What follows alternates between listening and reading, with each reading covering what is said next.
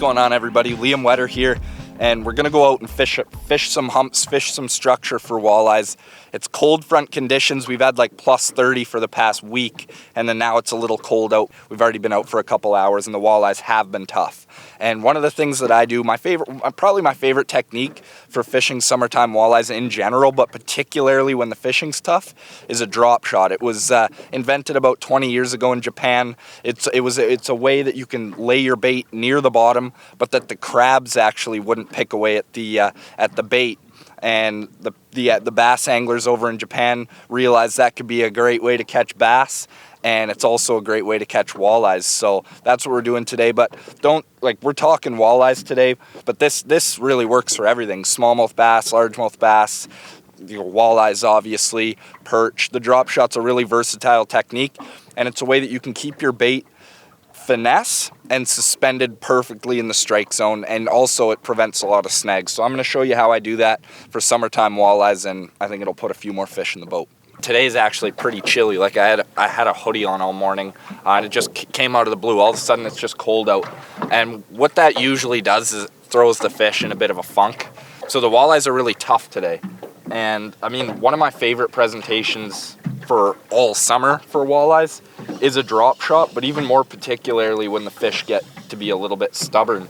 And the reason being is that you can actually just put this weight right close to the bottom, and it'll keep your bait up right in the strike zone. So this sets the depth. You can obviously play with how long of a lead you want. So if you know the fish are suspended a little bit more, you could make this distance further. They seem to be pretty tucked close to the bottom, so I'm running a short lead. Works great with live bait. Like using live bait it's drop shot's ideal for live bait, but I have a plastic on right now. This is the Mooch Minnow, the new Crush City Mooch Minnow, just released this year.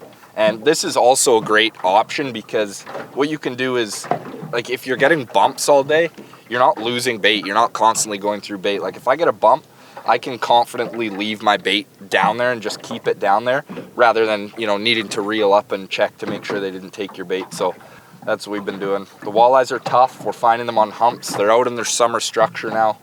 So we're just kind of picking apart the structure with drop shots, and it's been working.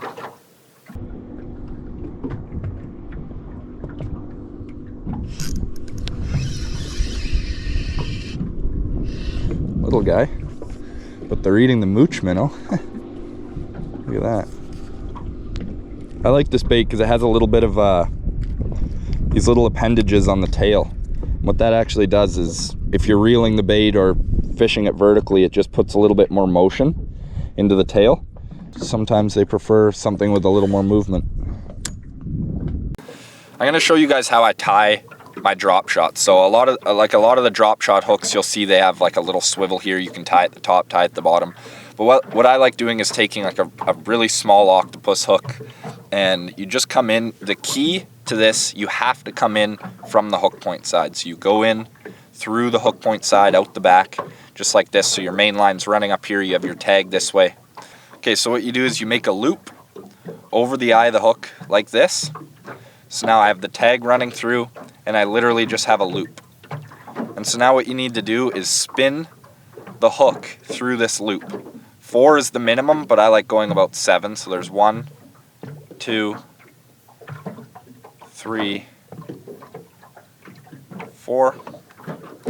And however much you leave on the tag is how long your lead's going to be. So that's where you're going to tie your drop shot weight, is onto the tag here. So leave as much as you want. I'm just doing a short one here for demonstration. But if you wanted to have, say, 18 inches, leave like 20 inches of tag, and then I'll show you the knot that I use at the end there for that. So now what you do is you have it spun up like this. You made the loop. You spun the hook up through the loop 4 to 7 times. Now you wet it and pull it tight. Try and keep that loop out of there.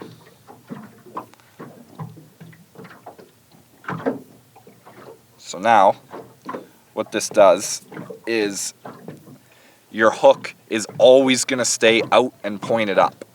It's really common that people will tie a Palomar with a long tag and then put the the tag back through the loop. But the problem is the Palomar doesn't keep the hook positioned perfectly. It's good, but this is a lot better. So this will hold your hook just like that. That's exactly how you want it, because now when it's sitting in the water column, the hook is in the right direction, hook point up, and not twisted, so that your bait can sit on here straight, and then when the fish takes it, the hook's in a perfect position to make penetration. So that's how you tie the hook on, and then you keep this tag long. You don't cut this, because now I'm going to take my weight, which is right here, and I like to just do a couple turns on you don't actually necessarily want this knot here going onto the weight to be super strong, because you want your weight to actually be the thing that breaks off if you do get snagged, because you'll lose your weight instead of losing your whole leader, the whole rig, your bait.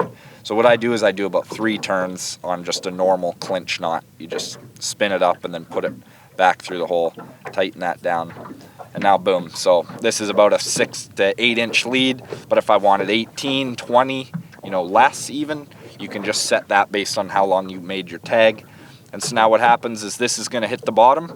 The hook is perfectly positioned as well as the bait, and it's going to stay that distance off of the bottom. So if you know the walleyes, you can experiment with the length of this, but roughly if you know the walleyes are swimming just above the bottom, you can position it to be right in the strike zone. So it's a deadly setup, and when you tie it like this, you'll hook a lot more fish too when you have the hook positioned properly.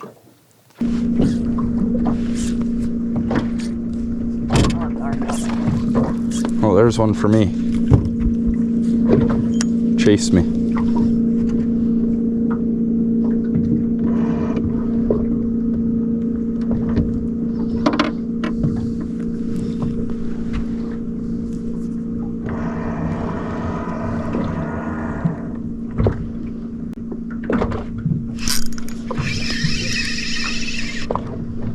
There we go.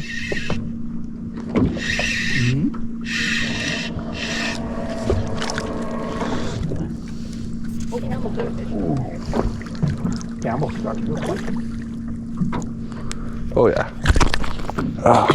Okay, what we're doing here is this is a piece of structure. We floated off a little bit. The top here is about 28 feet. So we're gonna head over there. There's a mark there, but we're probably not gonna try and catch him. He's a little deep. But yeah, we're just fishing structure right now. And then when we get over top of, obviously you don't need to use live imaging. 2-dimensional's plenty, and nothing at all even.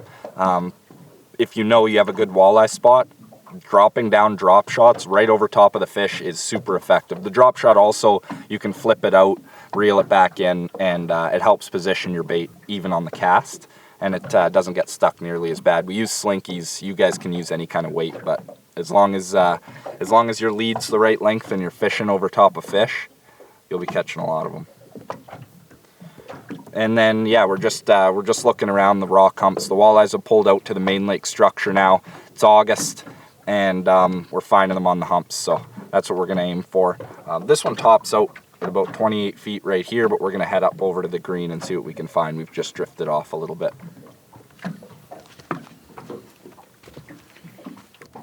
These are the baits that I was talking about. They were released this year at ICAST, 2024 ICAST, similar to the jerk, but the mooch minnow has this little appendage, these little appendages on the tail, and what that does is it gives a little bit more action. So great casting bait, great moping bait, and it also works very well for drop shotting. So that's what I'm using today.